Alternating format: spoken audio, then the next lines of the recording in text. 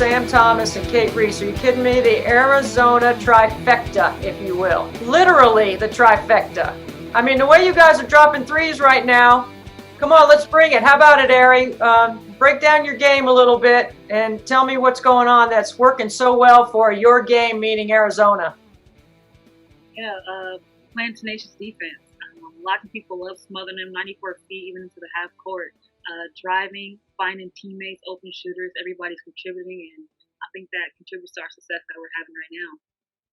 Sam, you're the most veteran of this group. I mean, you've been around the block the longest. What's your take on where your team is right now? Because I want to remind everybody that there were only 6 wins your first year, and now you've positioned yourself as one of the best stories in college basketball.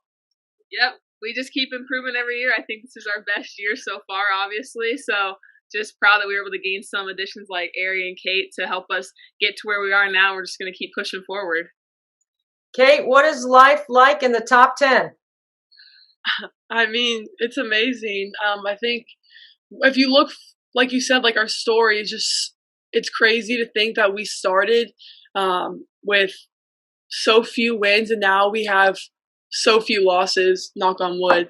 But I mean, I just think it just goes to show all of our hard work and the vision that we all saw when we came to Arizona and how we've kind of turned that into a reality.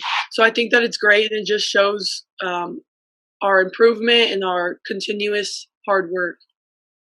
That's Cate Reese. We've got Aari McDonald and Sam Thomas from Arizona. Sam, what's the most impressive thing about your team that you guys do when the lights are not on and nobody is watching? On the court? I would just say... Either. I'll take both. I would probably say just the hard work we put in, especially with pressing. We do like to press the entire game, and it doesn't start from anywhere. We have to do it in practice. So I think just showing that we do work on these things. We work on the little details of trapping, when to trap, who to trap. I think just focusing on those little details and the hard work is something that a lot of people probably don't see behind the scenes. Aari, I had your game on Monday night on ESPN2 against Oregon, and I know you guys had never gone in there and won before. What did that feel like on Monday night? You beat them by 20, and you swept them for the regular season. That was huge for the program, and I couldn't be proud of these 2 players sitting beside me. Cate had a great game, only missing 3 shots for like 30-plus minutes. That's incredible. Sam contributed 14, and it was huge. Oregon had a game plan for me, and it was effective. But, 2 teammates stepped up. Trinity stepped up, and so I'm just proud of them. Cate, one of the things that Oregon has is a lot of size, and you just stepped away from the bucket and dropped down a couple of triples, and you just kept scoring at will. I mean, what did you eat for breakfast, or was that a part of the game plan? I mean, I don't even know. I just felt like I literally couldn't miss. I don't know. It was just He couldn't. like one of those days. No, it was just one of those days. Literally, like I don't know. I don't know. It just felt like something in me. I just knew, like, once I started hitting shots that I was gonna have a really good game, and my teammates kept finding me. I mean, I think like Aari said, I stepped up a little bit for that game, and I'm glad I could for that game. And just continue to be there and to help my teammates in whatever way so we can succeed. And I think we're kind of peaking at the right time too. If you look back, we're playing better basketball than we were at the beginning or even kind of a couple weeks ago, honestly, before we got kind of shut down. So I think that we're doing great. We're working hard, and we're looking forward to our games this weekend and just kind of closing out the season on a good note. Sam, I don't know if you saw on social media following the UConn-South Carolina game, but Coach Auriemma put out a video on what role players do and why they're important. And when people call themselves role players, why does it sound like it's such a negative thing? It certainly is not a negative thing. Your role has changed every year. You were the scorer the first year, and your role continues to evolve. So now you've got 2 players sitting next to you, and Aari and Cate, that take up some of the scoring load that you don't have to do as much, but you do other things. Mm-hmm. So if people called you a role player on this team, how would you respond to that? I mean, yeah, I agree with what Coach Auriemma said. I mean, I don't think calling someone a role player is bad. I mean, there's always things that you can do on the stat sheet. Like, yeah, a lot of people pay attention to the scoring and stuff like that, but you can get blocks, steals, rebounds, and I'm lucky enough to have my teammates here who take care of the scoring and some other ones who take care of the rebound for me. But I mean, it's like stuff that doesn't show up on the stat sheet as well, like defense or even just talking and communicating on the court. I think that's a big thing that a lot of people miss sometimes. So I'm just trying to do whatever I can to find my role, whether it changes or stays the same, just do what I can for the team and in the game.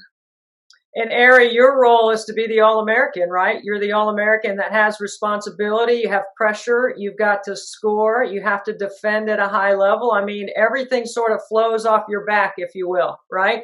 So how does that feel for you when you know your teammates are counting on you and you have to deliver? I mean, for your team to stay in the top 10, you have to deliver.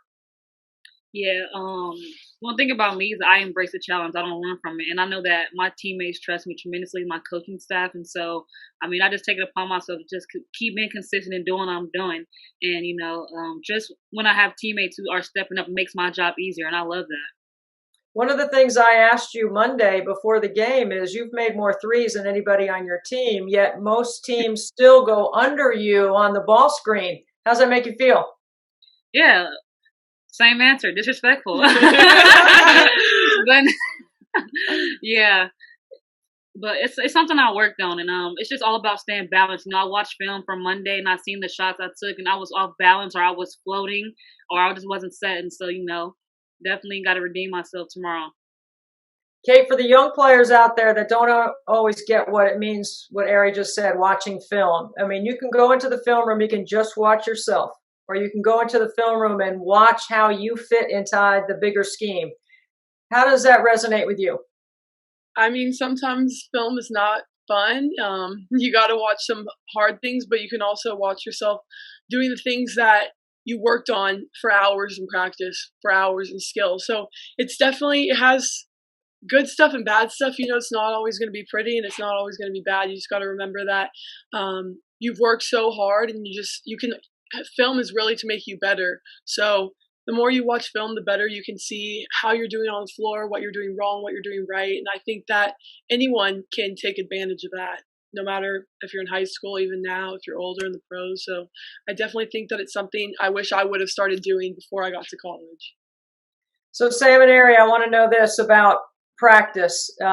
I'm guessing in practice, like when the coach rolls the ball to Aari and you're doing some one-on-one defensive drills or you're doing something, you're kind of like, everybody's like, oh Lord, I don't want to have a turn in line where I got to try to stop her from scoring, right? How does that play out in practice? Like, what does that look like? Yeah, that was me freshman year, not wanting to guard Aari on the one-on-ones. I was not trying to do that.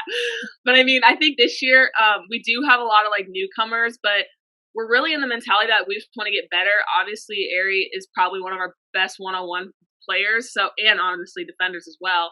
But just going against her, you're going to get better. And if you make a mistake or she crosses you up, you're like, well, that's just Aari. Like, that's what Aari's going to do. Yeah. So I think a lot of people are like, we're really good at just like going in line. If you get Aari, you get matched up with Aari. And we do so many different rotations where if like you get scored on, you have to go again and again and again. So it really just pushes you to be like, I don't care who's in front of me. I just want to stop them.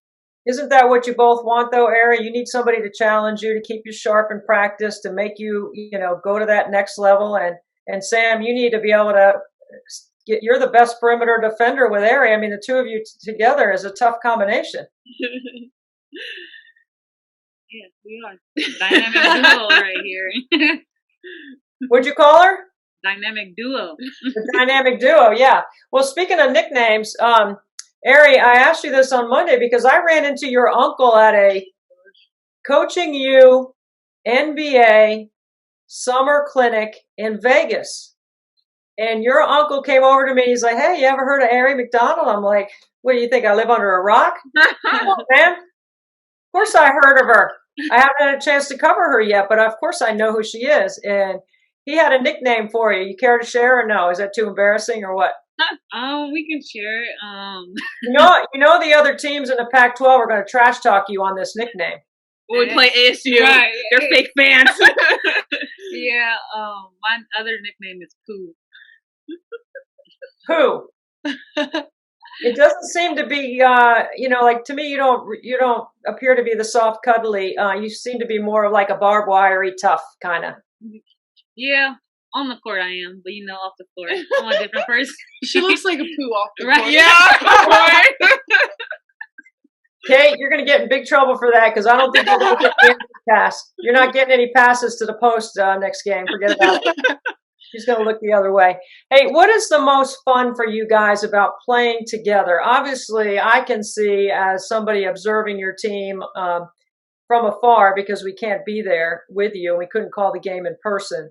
But it comes through the screen. Like, you guys have incredible personality and you look like you really like each other. What's that like, Sam? Yeah. You guys, Sam, what do you guys do, Sam, to hang out? I mean, I feel like we're in our own little pod. Yeah. So, yeah, I think that's what makes us so mesh well together. We're obviously, when you're on a team, you're with each other 24/7. So sometimes you don't want to hang out outside of basketball because you see them all the time. But I mean, we FaceTime sometimes. Aari has a dog and Cate lives with me, so we basically have a dog together. So we always talk about our dogs. But I think that's just what works. Like, we're all different in our own ways, but we just somehow come together and make it all work. Okay, what's the dogs' names? my dog's name is Dakota. And mine's Proxy. Roxy? Proxy with a P. Proxy. Okay, I got you. All right. So, what's Adia like? We know Adia as a great player in college and a WNBA champion and just an incredible mom and champion of life. What's she like as a coach? She's fun to play for, honestly. I think we kind of look at her like a big sister. I don't know. She's just funny, like the way she coaches, and she has little sayings, and it's just hilarious. She's really, really Adia, come on now. But I mean, like I told you Monday, it's just good to play for somebody who's been in our shoes. She gives us the ins and outs, and she lets us know what it was like here or in the pros. So I mean, she's very helpful. Yeah, and she doesn't really hold, I don't want to say grudges, but if we have a bad practice, she's not going to hold it over our heads for the next practice. She comes in the huddle, that was bad practice, guys, we got to get better tomorrow. We break it up, and then we're all laughing with each other after the practice. It's not any hard feelings, or we know as players that it was a bad practice as well, so it already hurts that much. So when your coach is on you all the time saying it's bad practice, that kind of stinks. But she's not like that. She's like, it was bad practice, let's just get better tomorrow. What do you think, Cate? I would say that she just from some coaches that I've been coached by, they're always serious all the time. Like, with her, it's you like Aari said, you could literally be laughing 1 second and then it's serious the next. But it's just great to have a little bit of a break every once in a while, because it's sometimes stuff can go for so long, and it's you just want to have a little bit of fun. So she's good at realizing that kind of stuff. She definitely she really wanted a really family oriented culture, and I think she has done a great job of that. That was one of the main reasons why I wanted to come here, was because of that. And I just think that she just really cares about you as a person as well. So I think that really helps. She really wants to know how you're feeling, how you're doing off the floor too, and I think that is one of the main reasons why we succeed, is because she cares so much. So, Cate, why did you wait till after the game to have Adia send me that picture from Nike Nationals in Augusta? And how old were you? Because in that picture are two superstars, well, three. You, Vanessa Nygaard, and Sue Phillips. I mean, they're legends on the West Coast, and they're great high school basketball coaches. I was in the interview, and I was thinking, I'm pretty sure that you were at the Nike Skills Academy, and I was talking to Sam about it. I was I think I have a picture, and I was and then I saw it was you, so I was oh, okay. But I think I was in 8th grade. Yeah. I just remember that. And then when I saw you on TV sometimes talking about other games, I recognized that was you. So I was I had to go and see if I had the picture still on Facebook, because it wasn't on my phone anymore. But they went through the media training that I provided at Nike Skills, right? I remember it. Remember any of it? I mean, I remember you talking about it. 8th grade was a long time ago. Right. I gave you the 4 Bs. Do you remember any of the 4 Bs? Okay, body language, brag on a teammate, no BS in your social media, and branding. Oh my God, those are good. Yeah, that's the 4 Bs, lady. I'll quiz you on it later. Okay. I won't forget this time. Yeah, all right, sure, Cate. When I see you in the NCAA tournament, I am going to quiz you. Okay.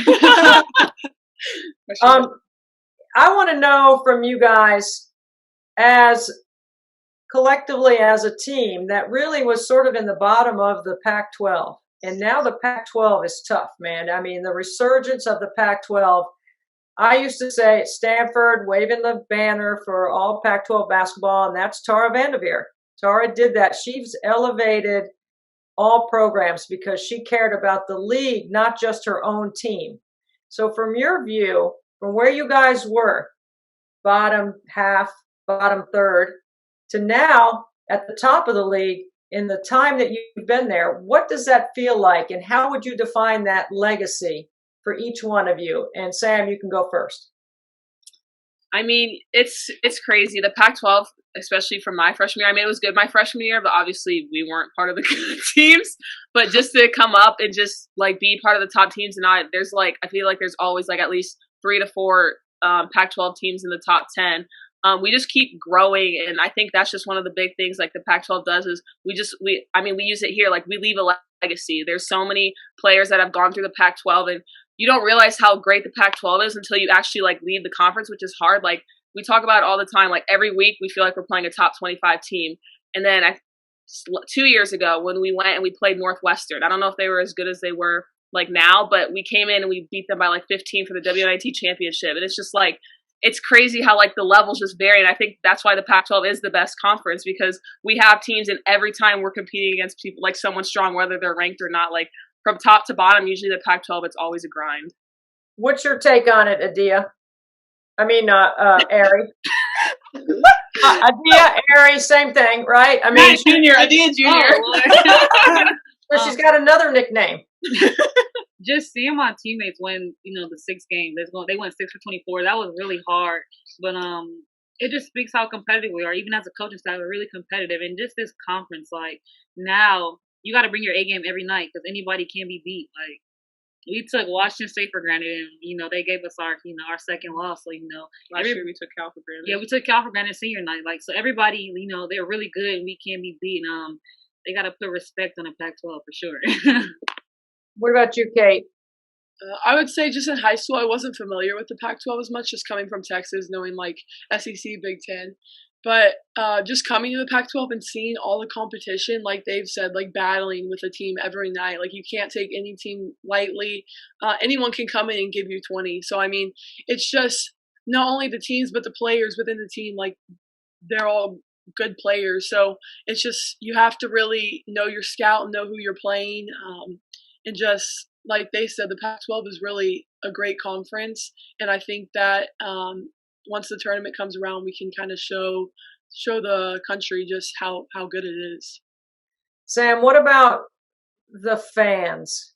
I mean, your first year, I don't know how many people were there, but this is an unusual year. Obviously, we can't have fans in the arena or many fans, but just from what your assessment is on not having really any fans to all of a sudden the great sellouts and the interest and the attention that your program's getting.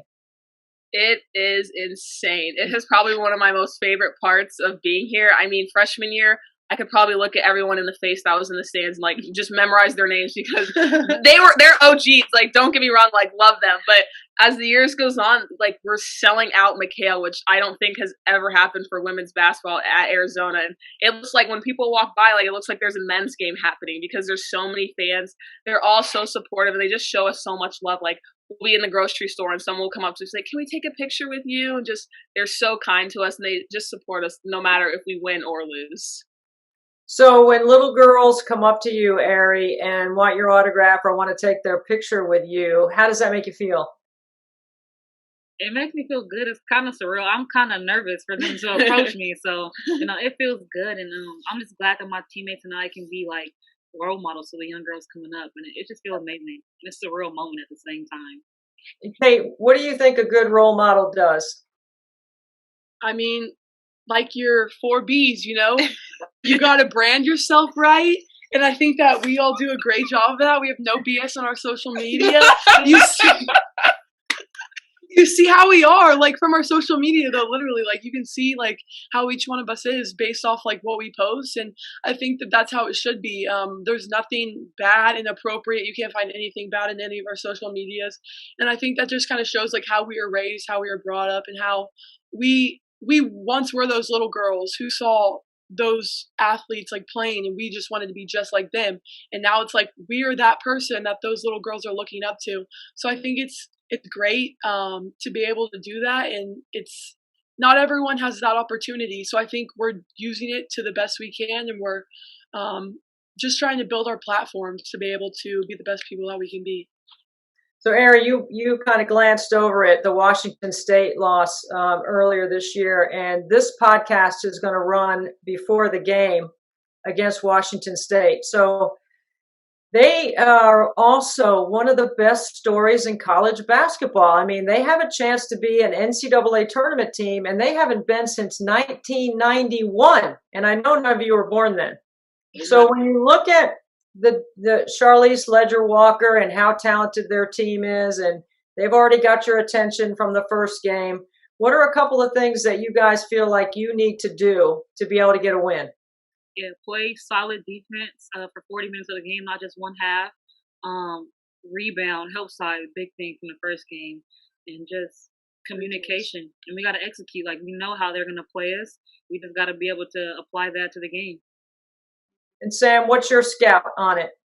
My first scout is to not foul out of the game like I did last time. But then also I think our defense, like Aari said, playing 40 minutes of defense. I think we did good the first half, but then the second half they kind of picked us apart in their pick and rolls. The sisters kind of just kept throwing passes wherever they wanted, so we got to keep up the pressure. Aren't you guys all like sisters too? Like, I mean, do they have a special bond or more of a connection because they're blood sisters versus you guys? I mean, we've been together for what, 3 years now? Yeah. So, I think our bond is basically. There's three of us too. Yeah, we're triplets. You guys are great. Now I want to ask you this because I know you all want to play when you're done at Arizona. So I know you have aspirations to be professionals. I want to ask you about after that. So like, we'll start with Cate. I want you to tell me what your degree is, what your hardest class is that you've taken, and what you want to be doing 15 years from now. So I'm working on getting a degree in business management here at Eller. I would say one of my hardest classes was probably accounting. I'm not accounting is it's not really a lot of fun, but I got through it, so that's what matters. But 15 years from now, I mean, I'm hoping to maybe I was looking at maybe being a coach. I think looking up to Adia, she does a great job, and she looks like she really has a lot of fun with it. And I mean, that would be a great job. I feel like for anyone that was a player, like that's always an option. And I would say just being successful in whatever I do. So whatever that may be after I'm done playing basketball, whatever it is. I graduated with a degree in psychology, and then I'm getting my master's in educational leadership. And 15 years from now, I probably would want to work for Nike. My hardest class was school finance. I'm in it right now. 7 weeks. I'm almost done. But yeah, 15 years from now, I'd probably want to work with Nike. I did an internship there this past summer, and Cate might do one this summer. So I just had a lot of fun there, and I obviously want to work around sports when I'm done with basketball. So I think just being around Nike, which is such a big brand name, and they work with so many different sports and athletes, I think that'd be pretty cool. Yeah, so I received my bachelor's in sociology in May of 2020, and I'm now getting my master's in applied behavior analysis. And my hardest class was stats. Yeah. And 15 years from now, I want to become a counselor, and I want to work with at-risk youth to just, help them better themselves, become the best versions of themselves, and have a better life and to be successful. No matter what you three do, you are going to be successful. And I know you're going to have a great finish to your season this year. So I'm going to give you one last, what I call parting shot, or what's good for the cause. You can say whatever you want, and then we're out. Go ahead, Sam. Oh, God! Okay, I'll just say since it's our senior night this weekend, shout out to Aari, my senior. I loved playing with her for these past couple years. She's changed my game. She's changed how I look at life on and off the court, and I just want to thank her for everything she's done. That's love. Okay. We'll go oldest, youngest. All right. Yeah, it's been a great 4 years here, and I'm blessed to come across these great females. Like Sam said, they helped me grow. They challenged me, made my leadership better, and I'm happy to play with them, and I'm gonna miss them. And yeah, just stay tuned to us. We're getting better. I would say, like Coach Adia said, like yesterday in her interview, we are trying to recruit them next year. So don't be surprised if you see them back next year, playing for their Sixth year. fifth and sixth year. Yeah. But that doesn't matter because, like Aari said, we're gonna finish the season out on a good note, and we're just gonna keep fighting, trying to keep getting better. So Arizona hopefully will be a name in people's mouth for years to come. I can see why Coach loves you guys so much and why the fans enjoy watching you play. I can't thank you enough, Cate, Reese, Sam Thomas, and Aari McDonald from Arizona for being on the podcast. You guys are awesome. Thank you so much, and I wish you luck moving forward.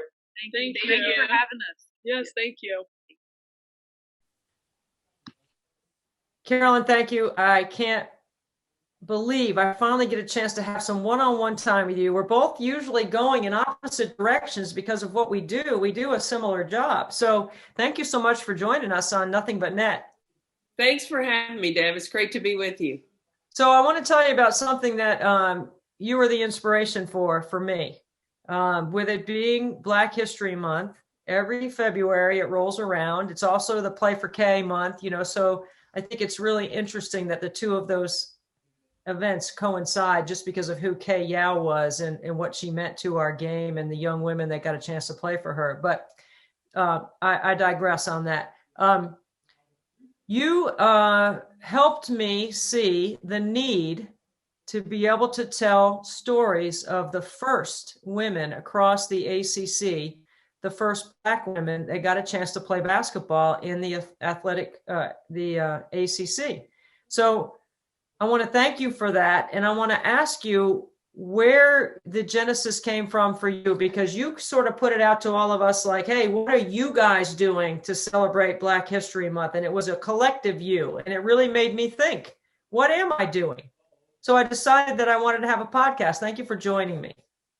Well, I had Debbie, I'm an advisor to the Advancement of Blacks in Sports. It's a group of African-American coaches from all different aspects of coaching, from men's basketball, women's basketball, football. I mean, it expands the gamut. They challenged each one of their coaches that are a part of this on their campuses to, in the month of February, to celebrate a historical hidden figure.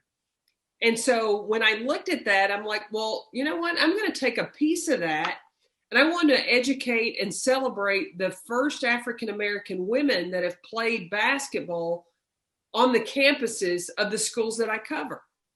Well, I go to my computer and I go to the Google, and as I try to find out who these women are, there's not a whole lot of information. When you put in who was the first African-American woman to play at any such school, you start pulling up, you get a lot of men and everything that they have done, but there's very little about the women. So this year, Asia Wilson, there was a statue erected in Columbia, South Carolina, and her mother tweeted in the month of February, this isn't Black History Month for her, it is Black Her Story Month. And I stole that, her story. So in looking at that and what the WNBA did this summer was say her name, I said, why not? Let's celebrate the history of Black women and the contributions that they have made to women's college basketball. And let's dig a little deeper. Let's do a little research about the first to have played this game of African-American women, because we weren't always allowed to do that. And now that we are, that's why we springboarded to the greats that we have now today.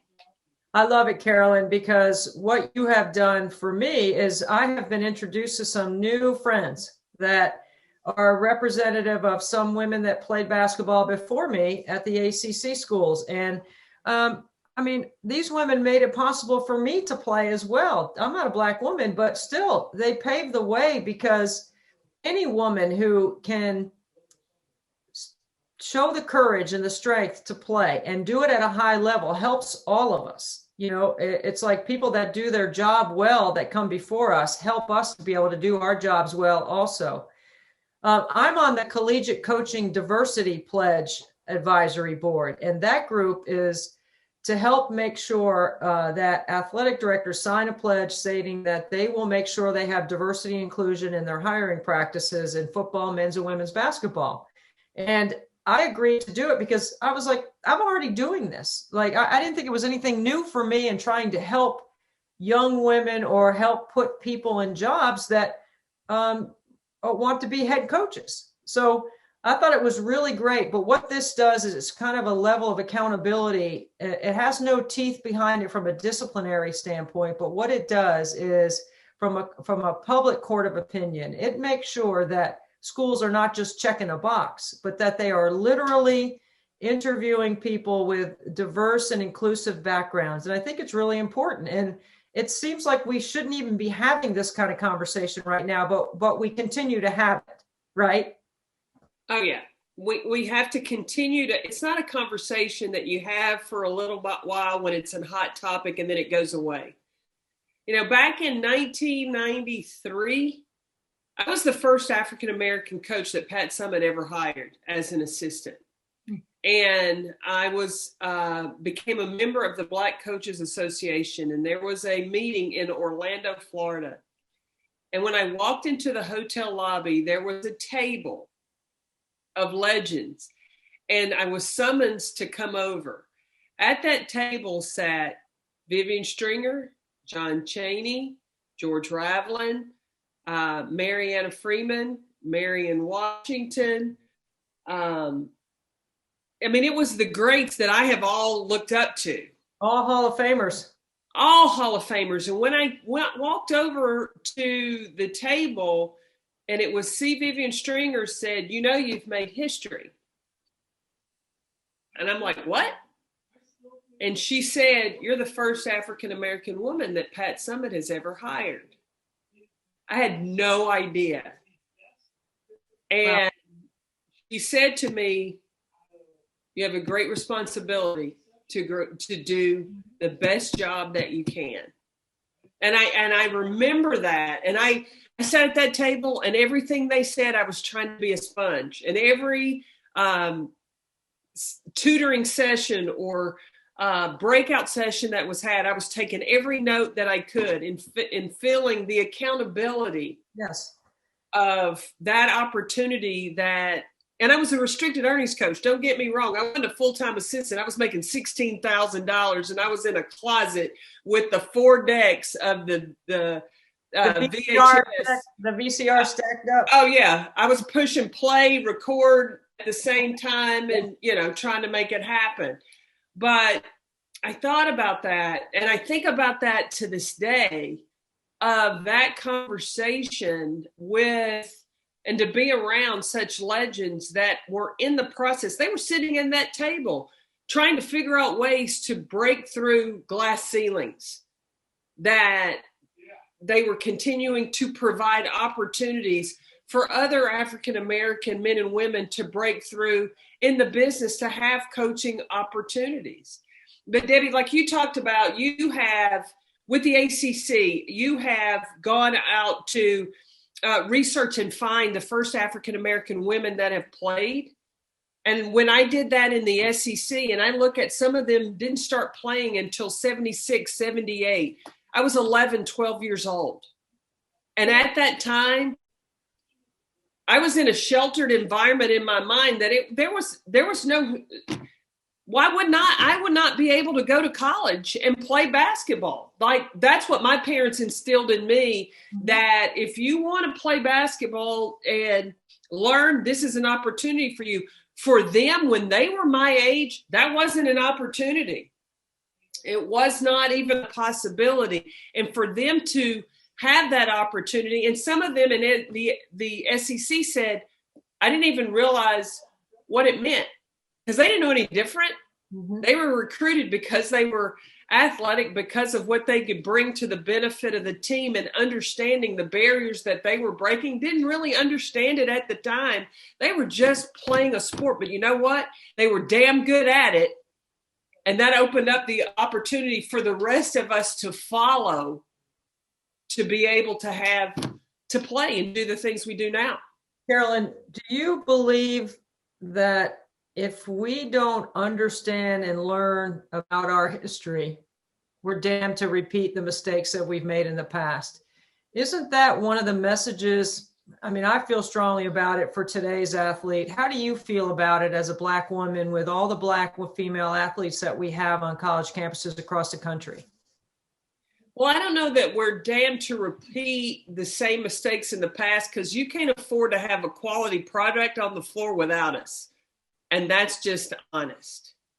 But what I do believe is that you have an accountability when you look at what the past and the sacrifices that were made, the obstacles that had to be overcome.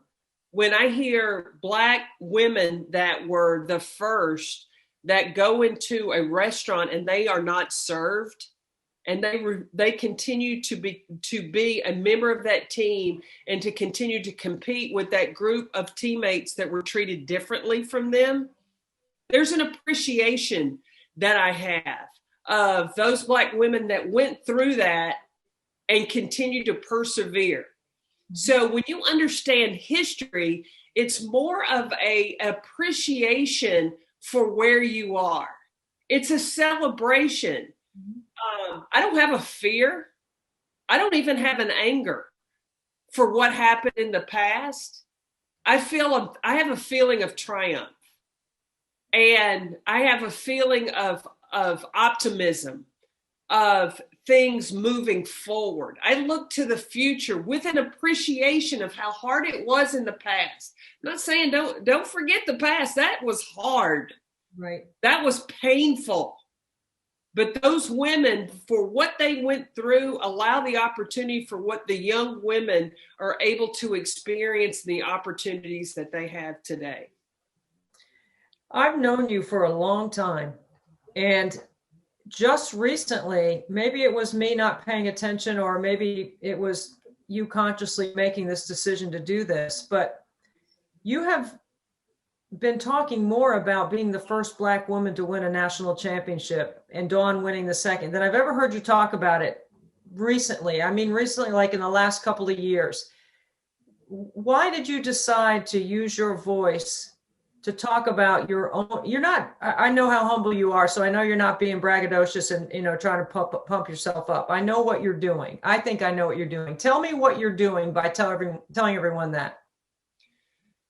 Growing up, my mom always taught my brothers and I a great deal of humility. You do what you do, you accomplish what you may accomplish, and let somebody else talk about it. And even to the point of when I won our team, because I didn't win it by myself, but our team won the national championship in 1999, and the reporter came up to me and said to me, Carolyn, how does it feel to be the first African-American woman to win a national championship? I hadn't thought about it. I had my nose to the grind, and I was just trying to win ball games. Understand this. My grandfather was a product of an unfortunate situation. I'll just leave it at that. But he was a very proud man. He was half Black, half white. But he was very proud of being half Black. And he always said to me, Carolyn, you're never discriminated against unless you choose to be. And so I never would allow that names being called or people trying to treat me different didn't matter, because I knew who I was and what the potential of what I could accomplish was. So after we won the national championship, again, just continuing on, just trying to be, because he always said, you have to be 150% better than the next person, because you're going to only be judged on what you are above 100%. So now, in today's climate and the more recent of talking about how important it is to be what you can see, it is important to me for young women, well, really men and women, boys and girls, to have the respect for African American women, to see what they can accomplish. It's not a matter of discarding the humility, but it's also the response. I just really feel like, get rid of the secret. It's not a secret anymore. If given the opportunity, we can accomplish some things. And so in winning the national championship, if I am able to inspire the next African-American woman, the next African-American father of a daughter, to encourage her, this is what you can do, that is important to me. When I gave Dawn Staley that piece of a net, which I thought was a secret until she told the world after they won the national championship, it was because I saw in her what I felt like could be done to carry on the evolution. She cared about her players. She was a strategic coach. She knew the game, and loved the people around her. That's the recipe. Mm-hmm. It's not complicated. It's not a secret. And it's not a secret. And so,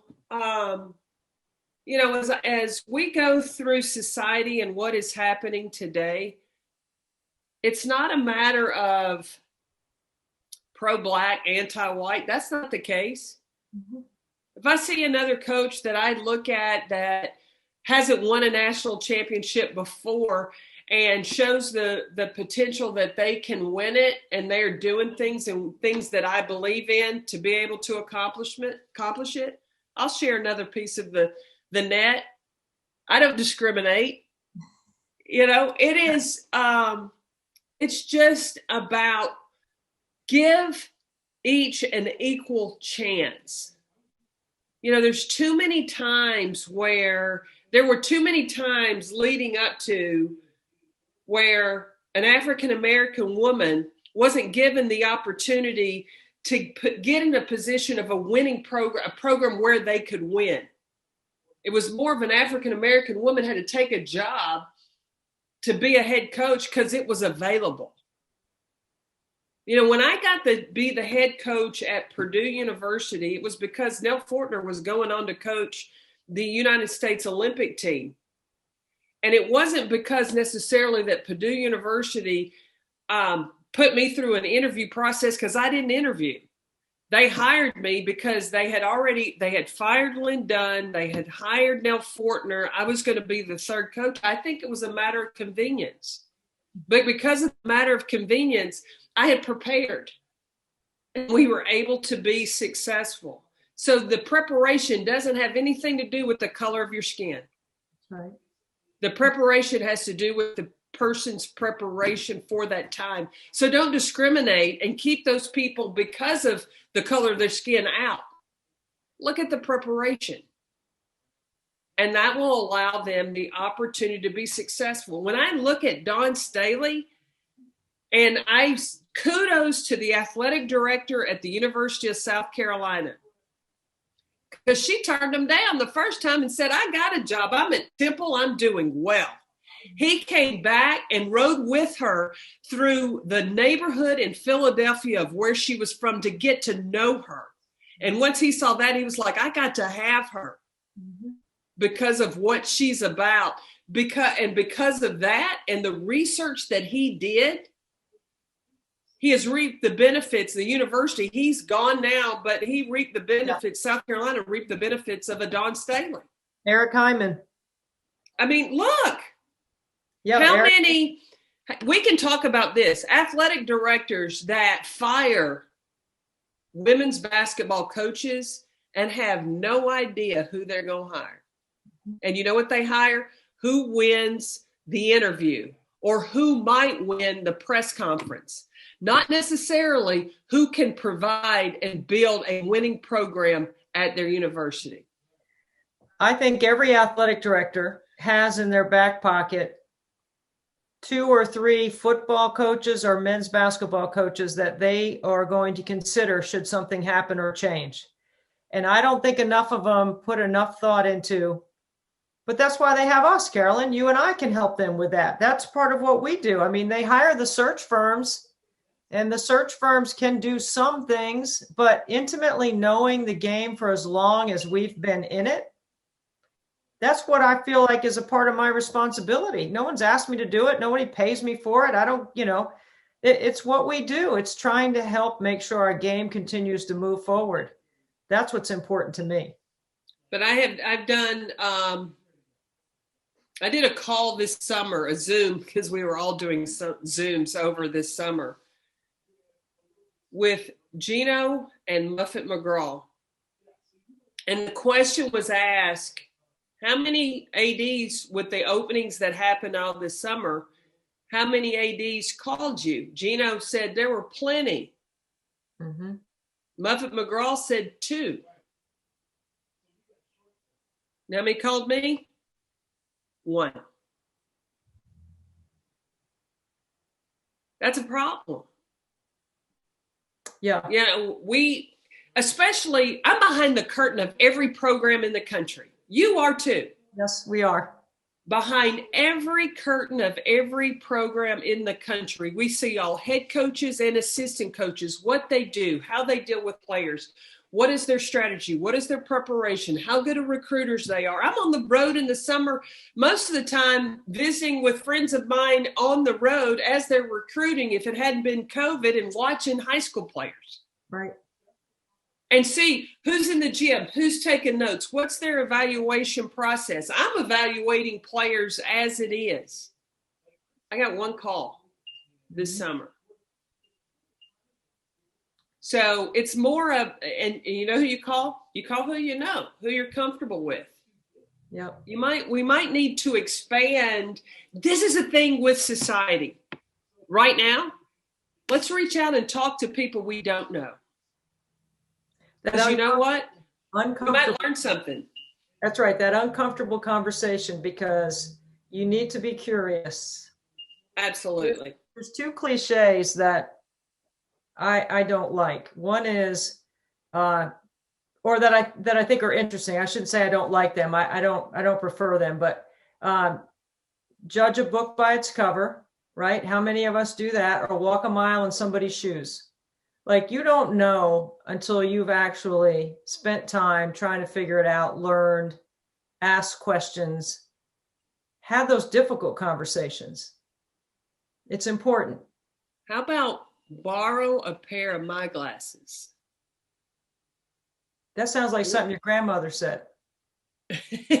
And you know it.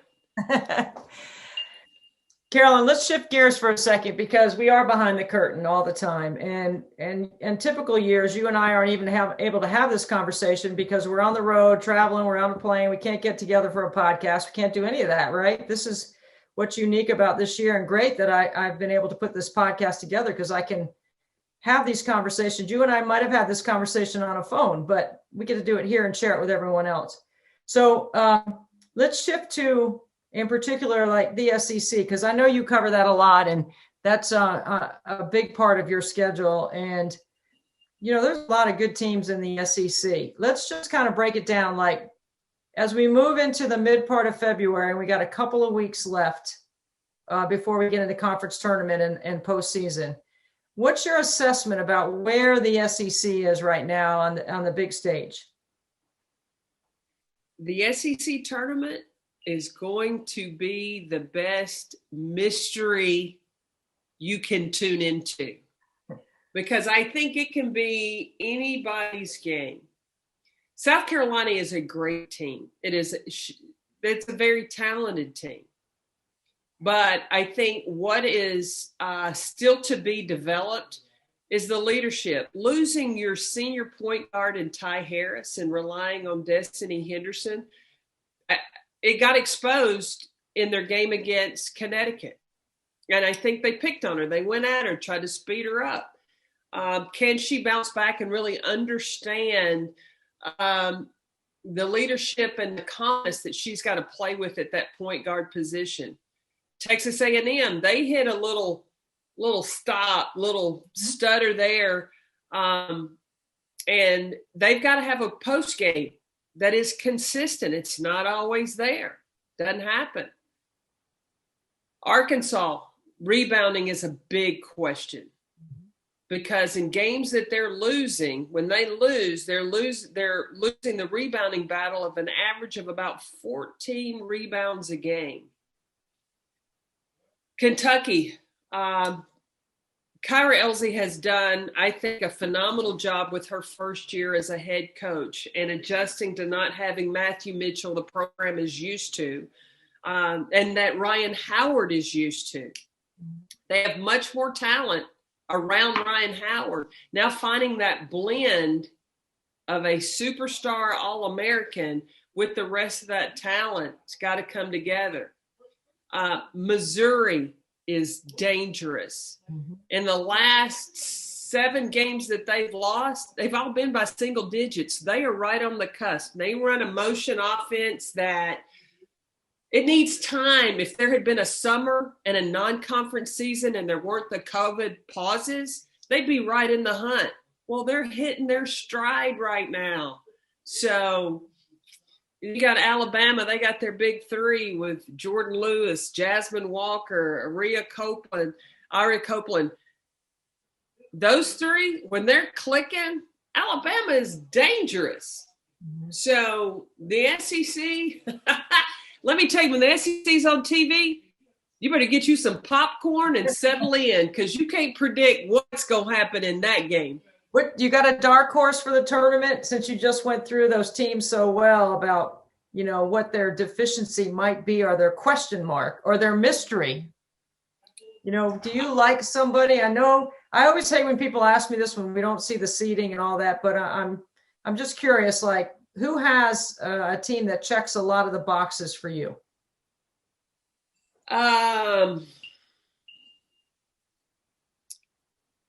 Well, the obvious are South Carolina and Texas A&M. Mm-hmm. The spoiler, I think, could be like last year, that made it all the way to the semifinals, is Arkansas.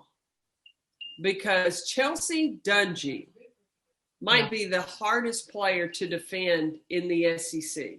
She can shoot the 3.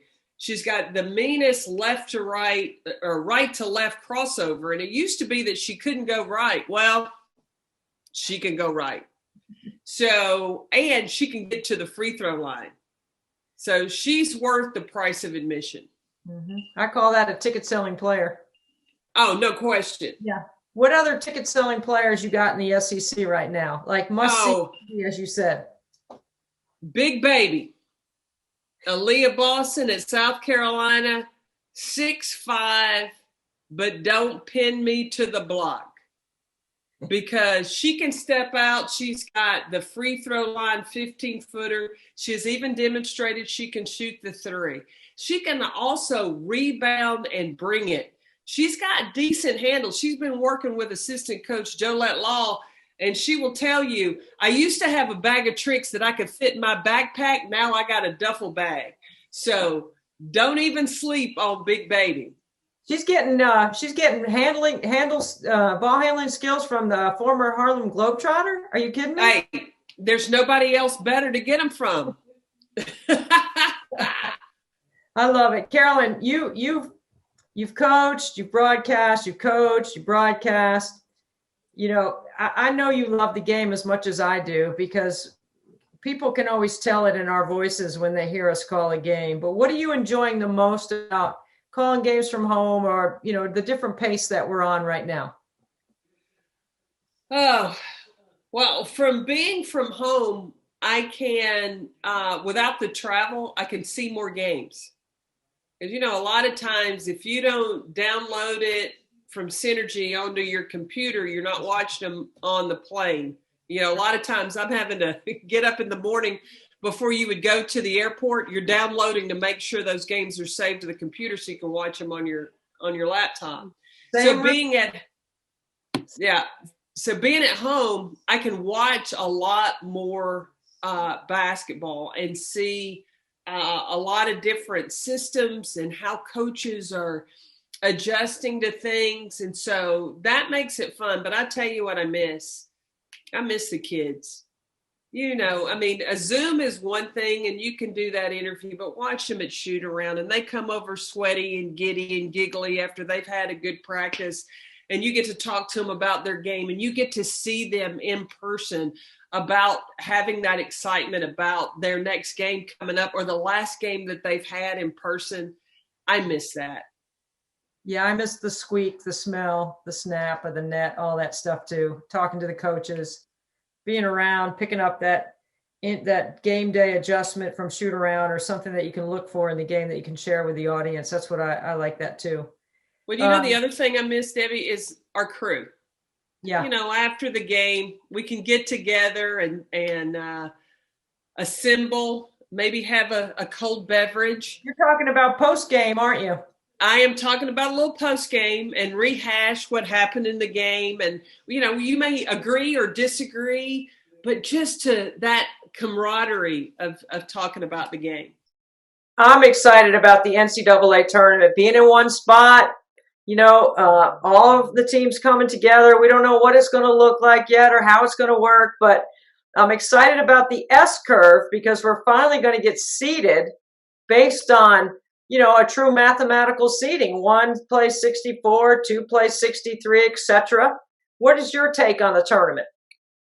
But how are you going to get set up in all your numbers? Is it going to be the net or is it going to be an eye test? Listen, CP, let's hope it's not the net. If it's the net, we're in trouble because I'm not sure what in the world is in that tool. It just doesn't seem like I wish it up with the teams. Well, I wish I had the brain of Charlie Cream to figure out what he's coming up with because I think the net applies to some teams and the eye test applies to others. And I think that that's going to be what happens with the committee because all the teams are not playing the same number of games. And you look at teams that may have had some of the top ranked teams on their schedule, but because of COVID, they had the intention of playing them, but they didn't get to. So you give them credit for that because they had them on the schedule, but they didn't play. I don't know how that all is going to come into play. And then you take Arkansas, for example. Arkansas all of a sudden has Connecticut fall onto their schedule.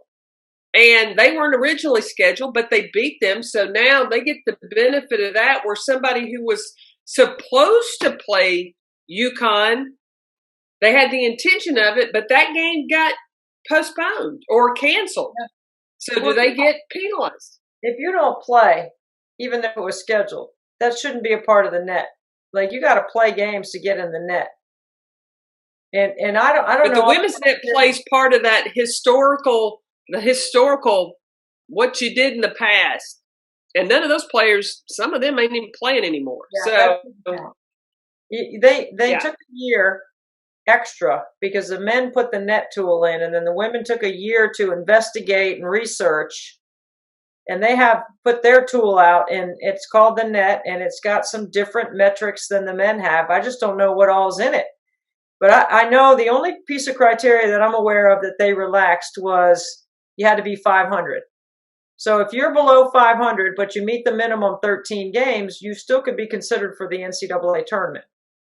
We'll see how that works. I wish they had Sue Donahoe when she was running the NCAA. God rest her soul. I love me some Sue. But she had that mock draft. Yeah. And I think now with the net, more than any, and we can do it via Zoom. Let's do that just so we can have an understanding of kind of what the process is that the committee's going through. Well, I'm always right on the edge of getting myself in trouble with the committee and the NCAA because I'm a little bit outspoken at times about some of the things and practices and what they decide and what they don't decide. But I think it's good conversation. That's why we have the podcast, so we can have the conversation, right? Where else can we really have it without, I know I can't have it on the air without getting in trouble. So. Well, yeah, and the podcast is a great place to have it. Can you get Lynn Holzman on your podcast? Ask her a few questions. I've already had Lynn Holzman on my podcast, and separately, I've had Nina King on my podcast. So they agreed to do it, and I thought it was pretty good. I thought it went pretty well. Yeah, I challenged Lynn. Well, there you go. Here was my challenge. Now I know, let's have this one last topic of conversation because I know that you personally love this topic. I think the women's game, and especially the games like last night where 1 and 2, UConn and South Carolina, UConn 1 and 2 playing each other. There should be a line on that game.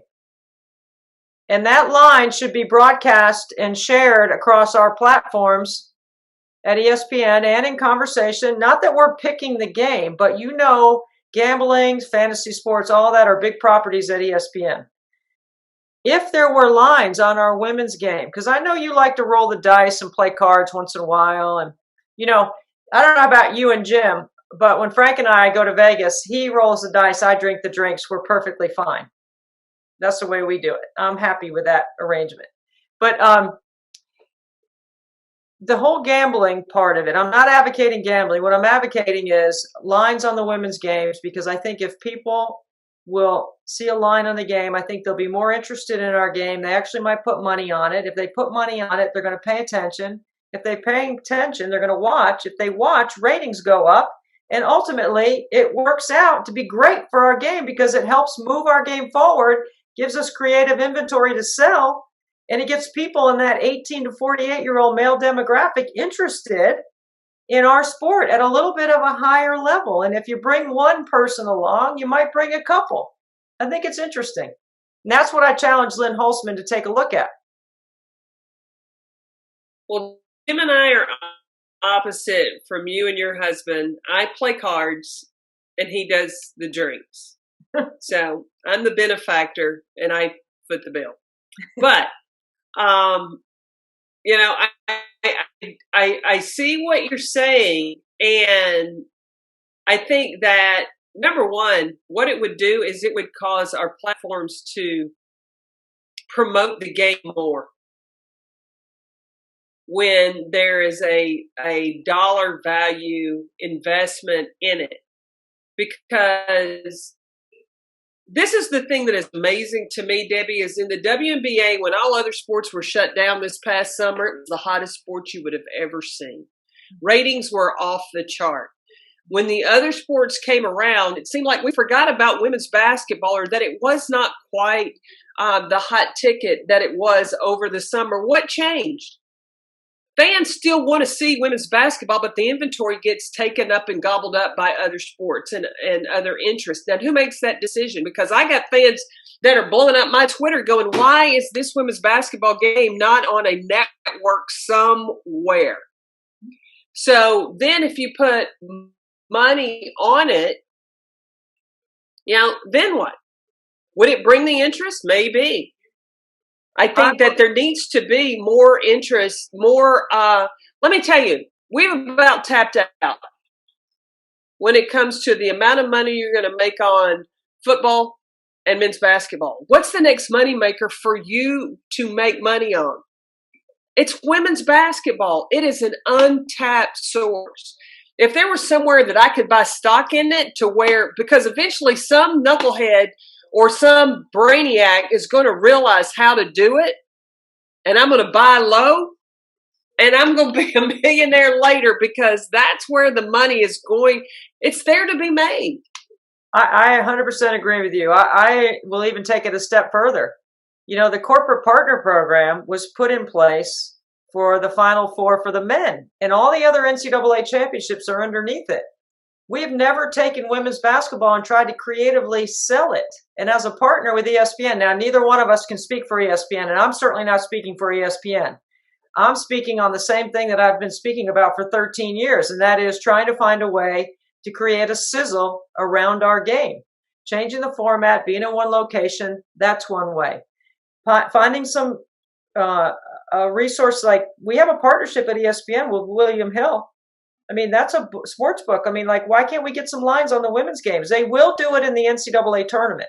We will get some lines in the tournament. But when the bigger games are being played, like South Carolina and UConn, like, to me, that is a money line explosion for basketball fans.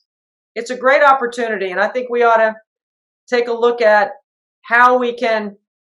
It's not like we don't have Budweiser in arenas. It's not like we're promoting drinking. Okay. It's not, it's another vice that people might consider as a bad habit in quotes, but you know, it's an opportunity. Fantasy sports is huge. I live with all men. I don't even know how many fantasy football teams they have. They have so many, but my guys know the odds, the spreads, they know the lines. They know that because I think it's a part of what some men do in sports culture. They just know what the lines are. And I think on the women's side, it would benefit our game greatly. I would be really interested to know what Vegas would have put on the line for South Carolina UConn last night. Aren't you sort of interested in what that might have been? I mean, like, I think that's really interesting. Oh, I think it'd be interesting because, and I don't know whether it's legal or not, but my family, because I have 3 brothers and my mom and dad, and we did a board for the Super Bowl. And it was a quarter a square, but it made me watch every quarter. Exactly. I mean, the same thing.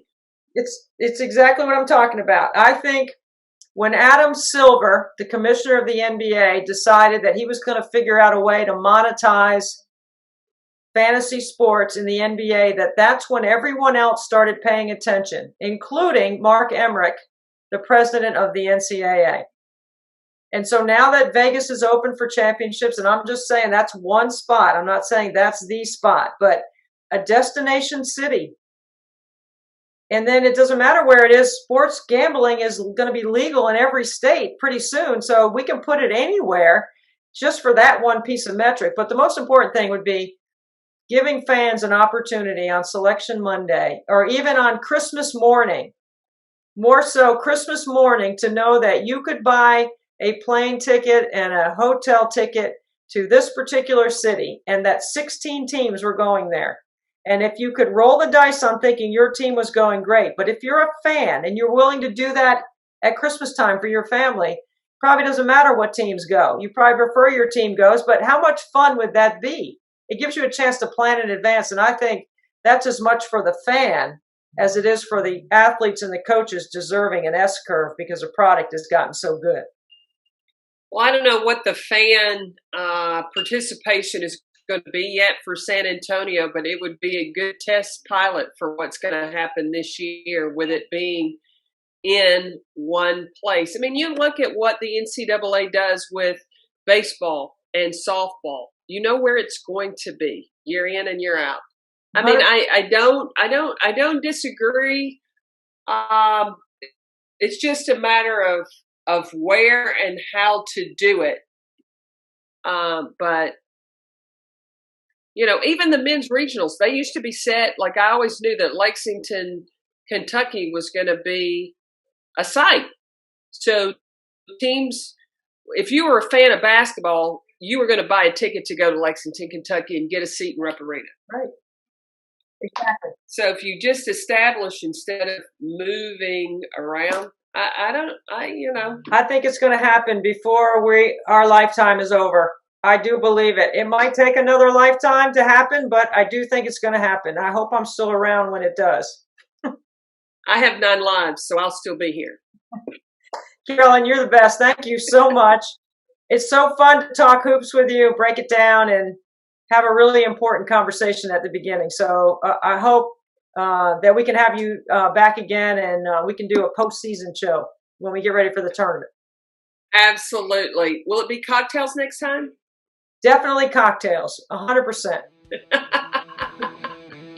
We'll do it. Thanks, Debbie. Thank you.